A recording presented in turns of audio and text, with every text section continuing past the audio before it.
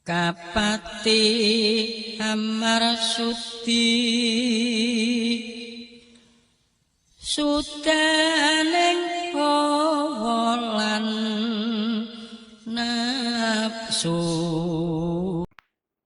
Assalamualaikum warahmatullahi wabarakatuh. Salam sejahtera untuk semua. Jumpa lagi dengan saya Haris di channel Misteri Verhal. Jika episode sebelumnya kita sudah membahas mengenai sosok Ken Dedes, kemudian Ken Arok, sekarang saatnya kita membahas mengenai kerajaan Singosari atau kerajaan Tumapel. Kerajaan ini didirikan oleh Ken Arok sejak tahun 1222.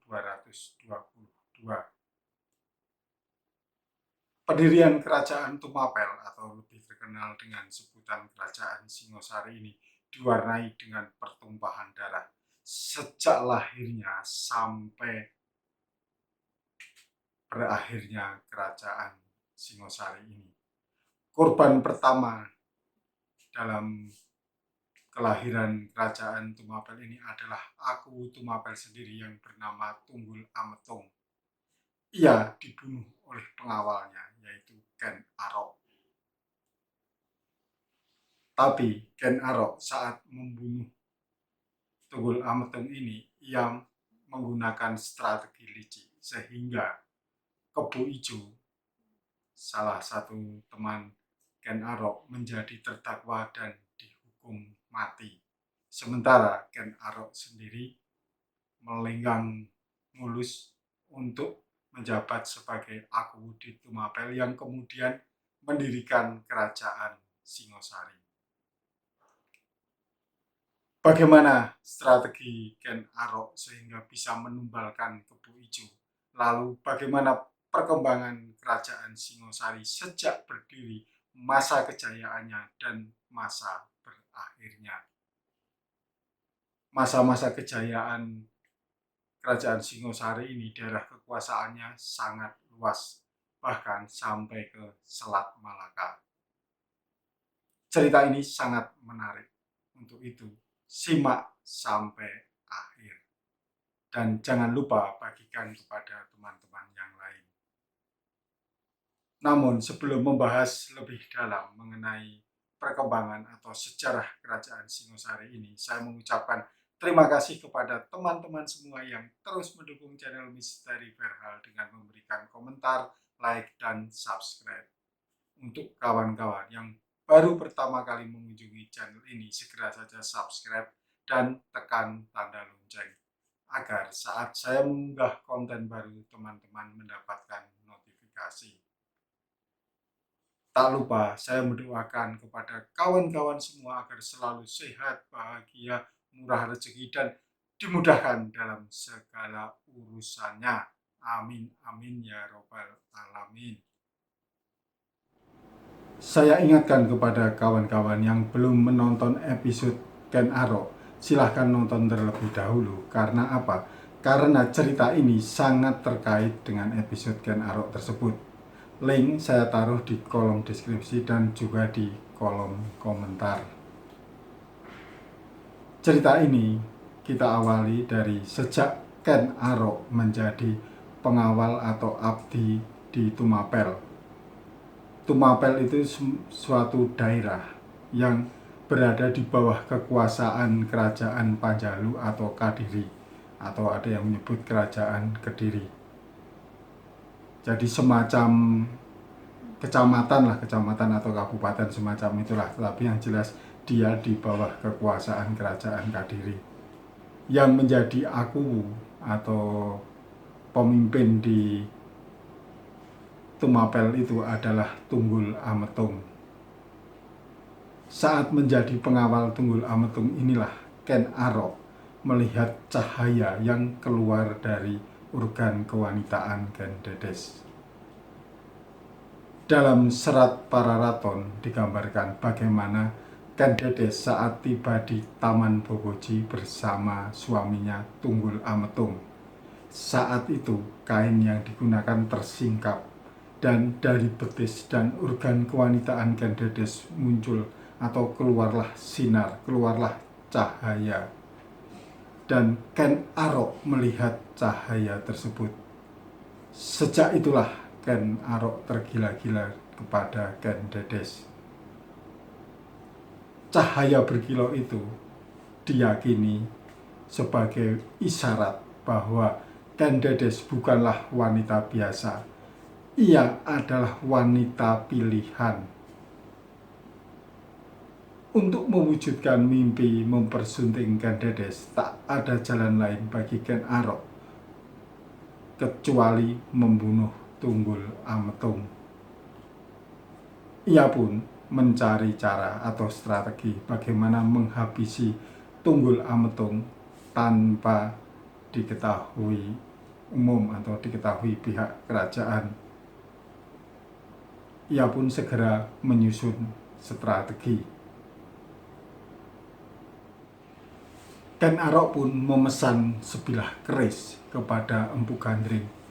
Empu Gandring saat itu adalah pandai besi yang sangat terkenal. Ia ahli membuat keris-keris sakti. Empu Gandring menyanggupi Ken Arok untuk membuatkan keris sakti yang bisa untuk membunuh Tunggul Ametung. Namun ia minta waktu 1 tahun. Tapi baru beberapa bulan Ken Arok sudah tak sabar. Ia pun merebut mengambil paksa keris dari Empu Gandring yang belum selesai dibuat, sehingga Empu Gandring murka. Ia sempat mengatakan bahwa keris itu akan memakan korban sampai 7 turunan, termasuk Ken Arok sendiri. Ken Arok tak peduli. Ia mengambil keris itu. Lalu disinilah kelincahan, disinilah kelicikan Ken Arok. Ia memberikan keris itu, pura-pura memberikan keris itu kepada temannya yang bernama Kebu Ijo. Karena Kebu Ijo ini orang lugu, orang yang lurus-lurus saja, dia senang diberikan keris yang bagus. Dan keris itu ia pamerkan kepada setiap orang yang bertemu dengannya bahwa ia memiliki keris yang bagus. Setelah hampir semua orang di kerajaan tahu kalau Kebu Ijo memiliki keris yang bagus, mulailah Ken Arok menjalankan strategi. Ia mencuri keris itu pada malam hari, lalu dipakai untuk membunuh Tunggul Ametung. Keris itu dibiarkan menancap di dada Tunggul Ametung sampai pagi hari tiba. Dan ketika kerajaan digemparkan oleh berita terbunuhnya Tunggul Ametung, semua orang tahu jika keris yang menancap di dada Tunggul Ametung itu adalah keris milik Kebu Ijo. Kebu Ijo pun menjadi terdakwa dan dihukum mati. Ken Dedes sebagai saksi kunci tidak berani mengatakan jika pembunuh yang sebenarnya adalah Ken Arok. Entah apa yang ada di pikiran Ken Dedes, yang jelas ia tidak mengatakan dan dia memilih diam. Apa sudah diancam oleh Ken Arok atau sudah terkena rayuan gombal dari Ken Arok? Yang jelas pasca pembunuhan itu Ken Arok mengangkat dirinya sendiri menjadi Akuwu di Tumapel dan mempersunting Ken Dedes. Saat dinikahi Ken Arok, Ken Dedes itu sedang mengandung. Ia mengandung anak hasil perkawinannya dengan Tunggul Ametung. Anak itulah yang di kemudian hari bernama Anusapati. Setelah beberapa tahun menjadi Akuwu di Tumapel, Ken Arok atau Ken Angrok mulai memperluas wilayahnya. Momentum terjadi pada tahun 1221 saat di mana Raja Kediri, yaitu Kertajaya, Raja Kertajaya, ini raja dari kerajaan Kadiri, berselisih dengan para Brahmana. Dan para Brahmana ini bergabung dengan Ken Arok untuk melawan Raja Kertajaya. Terjadilah pertempuran sengit pada tahun 1222 di desa Genter. Pertempuran itu sering disebut dalam sejarah sebagai pertempuran Genter. Dalam pertempuran tersebut Tumapel menang, sehingga Ken Arok mengumumkan bahwa Tumapel menjadi kerajaan sendiri, menjadi kerajaan merdeka yang bebas, yang tidak berada di bawah kerajaan Kediri. Kerajaan Tumapel ini berada di daerah Singosari, Malang, Jawa Timur. Singosari ini adalah nama ibu kota kerajaan. Namun di kemudian hari dan hingga saat ini, nama Singosari, nama kerajaan Singosari lebih terkenal, lebih kondang dibanding nama yang sebenarnya, yaitu Kerajaan Tumapel. Ken Arok sendiri sebagai pendiri kerajaan menjadi raja pertama di Tumapel dengan gelar Sri Rajasa Batara Sang Amurwa Bumi. Pada masa kejayaannya, wilayah kekuasaan Singosari ini bisa mencakup di Jawa Timur, Jawa Barat, Bali, sebagian Kalimantan, dan juga sebagian Sumatera, bahkan sampai ke Selat Malaka. Masa kejayaan ini terjadi pada era kepemimpinan Raja Kertanegara. Saat menjadi raja di Tumapel ini, Ken Arok memiliki permaisuri Ken Dedes dan selir Ken Umang. Dari perkawinannya dengan Ken Dedes, Ken Arok mempunyai 4 orang anak, yaitu Maheso Wong Teleng, Apanji Saprang, Agnibaya, dan Dewi Rumbu. Sedangkan dari selirnya yang bernama Ken Umang, Ken Arok juga memiliki 4 orang anak, yaitu Toh Jaya, Panji Sudatu, Tuan Wergola, dan Dewi Rambi. Berapa lama Ken Arok memimpin kerajaan Tumapel atau Singosari? Menurut Kitab Negara Kertagama, Ken Arok memerintah kerajaan Singosari selama 5 tahun, yaitu dari tahun 1222 hingga 1227. Pada tahun 1227, ia dibunuh oleh seseorang atas perintah Anusapati. Anusapati ini anak Ken Dedes, hasil perkawinannya dengan Tunggul Ametung. Anusapati yang telah lama curiga akhirnya menemukan kebenaran, menemukan jawaban bahwa Ken Arok lah yang bertanggung jawab atas kematian ayah kandungnya. Anusapati menggunakan keris buatan Empu Gandring untuk membunuh Ken Arok. Berbeda dengan negara Kertagama, Kitab Pararaton menyebutkan bahwa Ken Arok wafat pada tahun 1147 dan hanya menyebutkan bahwa ia didarmakan di Kagenengan.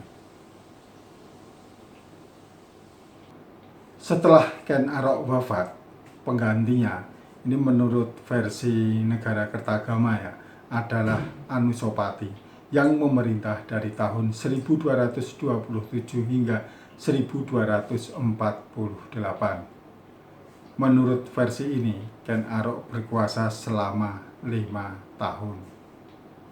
Namun, versi Pararaton mengatakan kalau Ken Arok wafat pada tahun 1147, kemudian digantikan oleh Anusapati yang berkuasa dari tahun 1147 hingga 1149. Anusapati kemudian dibunuh oleh Toh Jaya, anak Ken Arok, dengan selir yang bernama Ken Umang.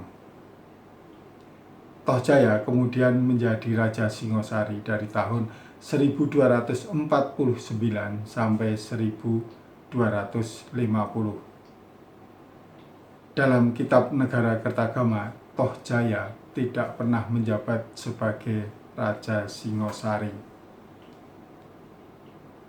Kitab Negara Kertagama tidak pernah menyebutkan adanya nama Tunggul Ametung, Ken Arok, Ken Dedes, dan Ken Umang hingga Toh Jaya. Rentetan tragedi pembunuhan leluhur tidak pernah diungkap dalam kitab tersebut karena peristiwa pembunuhan terhadap leluhur dalam perebutan kekuasaan dianggap sebagai hal yang tabu. Sehingga dalam kitab Negara Kertagama hanya disebutkan mengenai Wisnuwardana dan Kertanegara.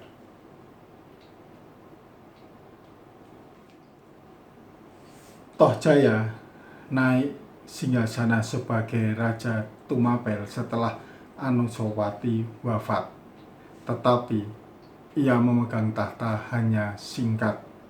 Pada tahun 1250, pemerintahannya digulingkan oleh pasukan khusus yang dihimpun oleh Ronggowuni atau yang nantinya bergelar sebagai Wisnuwardana. Wisnuwardana ini adalah anak dari Anusapati yang melanjutkan lingkaran dendam dalam tahta kerajaan Singosari. Wisnuwardana lantas dinobatkan sebagai raja selanjutnya. Menurut versi Pararaton, Ranggawuni atau Wisnuwardana ini berkuasa dari tahun 1250 sampai 1272. Sementara versi Negara Kertagama, ia menjadi raja dari tahun 1248 sampai 1254. Setelah Wisnuwardana, tahta Singosari beralih ke putranya, yaitu Kertanegara. Baik kitab Pararaton maupun Kertanegara menyebutkan, Negara Kertagama menyebutkan kalau Raja Kertanegara berkuasa di Singosari sampai tahun 1292. Penemuan prasasti Mula Malurung di Kediri pada tahun 1975 memberikan pandangan yang berbeda dengan versi Pararaton. Prasasti yang dikeluarkan oleh Kertanegara pada tahun 1255 atas perintah Wisnuwardana itu menyebutkan jika Tumapel didirikan oleh Rajasa yang dijuluki Batara Siwa. Pendirian kerajaan ini dilakukan setelah mereka menaklukkan kerajaan Kadiri. Nama ini kemungkinan adalah gelar anumerta dari Ranggah Rajasa, karena dalam kitab Negara Kertagama arwah pendiri Tumapel itu dipuja sebagai Siwa. Prasasti itu menyatakan jika sepeninggalan Ken Arok, kerajaan Tumapel terpecah menjadi dua, yaitu Tumapel yang dipimpin oleh Anusapati dan kerajaan Kadiri yang dipimpin oleh Mahesa Wong Ateleng alias Bathara Prameswara. Prameswara digantikan oleh Gunningbaya atau yang kemudian digantikan lagi oleh Tohjaya. Sementara itu, Anusapati digantikan oleh Seminingrat yang bergelar Wisnuwardana. Prasasti itu juga menyebutkan bahwa Tumapel dan Kadiri dipersatukan kembali oleh Seminingrat. Kadiri kemudian menjadi kerajaan bawahan yang dipimpin oleh putranya yaitu Kertanegara. Lebih lanjut, prasasti ini menyatakan Tohjaya sebagai Raja Kadiri, bukan Raja Tumapel. Hal ini memperkuat kebenaran berita dari Negara Kertagama yang tidak menyebut Tohjaya sebagai raja di Singosari. Selain itu, pemberitaan dalam Negara Kertagama yang menyebut Kertanegara naik tahta pada tahun 1254 juga dapat diperdebatkan. Kemungkinan adalah Kertanegara menjadi raja muda di Kadiri terlebih dahulu. Kemudian barulah pada tahun 1268 ia bertahta di Singosari. Kerajaan Singosari ini mencapai masa kejayaan saat dipimpin oleh Raja Kertanegara. Ibu kota yang terletak di lembah Sungai Brantas menjadikan tanah di wilayah itu sangat subur. Oleh karena itu, mayoritas masyarakatnya bekerja sebagai petani. Namun, saat itu Sungai Brantas juga menjadi salah satu lalu lintas perdagangan antar daerah dan wilayah, sehingga tidak sedikit masyarakat yang bekerja sebagai pedagang. Walau begitu, kehidupan ekonomi di Kerajaan Singosari ini mengalami fluktuasi. Di masa Ken Arok, kehidupan ekonominya sangat makmur. Kemudian, ekonomi Singosari terpuruk ketika dipimpin oleh Anusapati. Anusapati ini lebih sibuk, lebih sering main sabung ayam daripada ngurus negara. Dan setelah dipegang oleh penggantinya, yaitu Wisnuwardana, ekonomi mulai membaik dan perekonomian mencapai puncaknya di masa pemerintahan Raja Kertanegara. Kerajaan Singosari sempat mengalami masa-masa kejayaan. Perkembangannya begitu pesat. Kehidupan politik kerajaan lebih fokus kepada pengembangan wilayah, yaitu ekspansi untuk merebut daerah-daerah lain. Saat itu, Singosari mampu menguasai wilayah Sunda, Malaka, Bali, dan Kalimantan. Inilah wilayah terluas Kerajaan Singosari sejak didirikan oleh Ken Arok. Walaupun Kertanegara merupakan raja yang membawa Singosari mencapai puncak kejayaannya, namun di masa dia juga Singosari mengalami keruntuhan. Hal ini terjadi karena Kertanegara justru lebih fokus mengembangkan wilayah, mengembangkan kekuasaan di daerah-daerah luar. Sementara ia lalai, ia lupa terhadap ketahanan internalnya. Ia abai pada persoalan-persoalan internal kerajaan terkait dengan dendam dan saling berebut kekuasaan.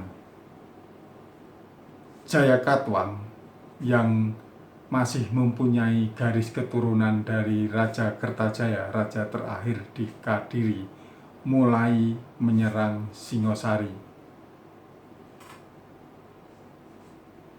Kembali ke ingatan kita ke zaman Ken Arok ya. Kertajaya ini adalah raja terakhir Kediri yang dikalahkan oleh Ken Arok. Jayakatwang saat itu menjabat sebagai adipati di Gelang-Gelang. Gelang-Gelang itu daerah di sekitar Madiun, Jawa Timur, yang saat itu juga masih berada di wilayah kekuasaan Singosari. Jayakatwang ini menikah dengan adik Raja Kertanegara yang bernama Turuk Bali. Selain itu, dalam prasasti Kudadu dan Mula Malurang disebutkan bahwa anak Jayakatwang yang bernama Ardaraja dinikahkan dengan anak Raja Kertanegara. Jadi sebenarnya antara Jayakatwang dan Kertanegara ini memiliki hubungan kekerabatan sebagai adik ipar dan sebagai besan.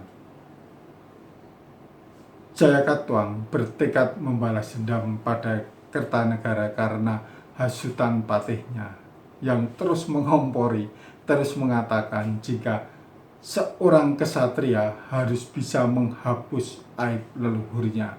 Ia selalu mengungkit-ungkit, ia selalu mengingat-ingatkan bahwa leluhur Jayakatwang, yaitu kakeknya, dibunuh oleh Ken Arok. Kakeknya yaitu Kertajaya, Raja Kertajaya itu dibunuh oleh Ken Arok. Hal itulah yang terus diingatkan oleh Patih agar Jayakatwang melakukan balas dendam. untuk menunjukkan dirinya seorang kesatria. Upaya balas dendam Jakatwang ini mendapatkan angin segar, mendapatkan kemudahan atas bantuan Arya Wiraraja. Arya Wiraraja ini adalah orang terbuang dari kerajaan Singosari. Dalam masa pemerintahan Wisnuwardana, ia menjabat sebagai Demung Nayapati. Demung Nayapati ini jabatan penting di kerajaan Singosari di bawah patih. Jadi semacam penasehat. Oleh Kertanegara, ia dipindahkan menjadi adipati di Sumenep, Madura. Alasannya hanya dicari-cari. Nanti topik mengenai Arya Wiraraja ini akan kita bahas dalam topik tersendiri. Dari Arya Wiraraja ini akhirnya Jakatwang mengetahui waktu yang tepat untuk melakukan serangan ke kerajaan Singosari. Penyerangan dilakukan antara Mei dan Juni tahun 1292. Saat itu, sebagian besar tentara Singosari sedang melaksanakan ekspedisi Pamalayu. Pada saat itu, Singosari diserang dari dua arah sekaligus, yaitu dari arah utara dan selatan. Akan tetapi, serangan yang berasal dari arah utara ini hanya untuk mengecoh. Namun, pasukan kerajaan yang dipimpin oleh Ardaraja dan juga Raden Wijaya terpancing dan melakukan pengejaran ke utara. Sementara serangan yang berasal dari selatan ini justru yang paling mematikan. Serangan dari selatan inilah sampai berhasil membunuh Kertanegara. Meninggalnya Kertanegara kemudian menjadi akhir dari masa kejayaan Singosari. Kemudian wilayah Singosari dikuasai oleh Jakatwang dan ia membuat ibu kota baru. Jakatwang belum sempat membuat kerajaan baru karena ia keburu tewas diserang oleh Raden Wijaya. Runtuhnya kerajaan Singosari meninggalkan sejumlah prasasti dan candi. Beberapa peninggalan Singosari diantaranya. Pertama adalah Candi Singosari yang berada di Kecamatan Singosari, Kabupaten Malang, Jawa Timur. Lokasinya berada di lembah antara Pegunungan Arjuna dan Pegunungan Tengger. Candi tersebut adalah tempat pendarmaan dari Raja Kertanegara. Ada beberapa yang mengatakan bahwa candi tersebut tidak selesai dibangun. Peninggalan kedua adalah Prasasti Mula Malurung. Prasasti tersebut berbentuk lempengan tembaga yang diterbitkan oleh Kertanegara yang pada saat itu masih menjadi raja muda. Selain itu, prasasti tersebut juga merupakan piagam untuk mengesahkan Desa Malurung dan Desa Mula. Peninggalan ketiga adalah Candi Kidal. Ini adalah salah satu bentuk penghormatan terakhir untuk Raja Anusapati. Meninggalnya Anusapati karena dibunuh oleh Tohjaya membawa cerita bahwa kematiannya tersebut merupakan bagian dari kutukan keris Empu Gandring.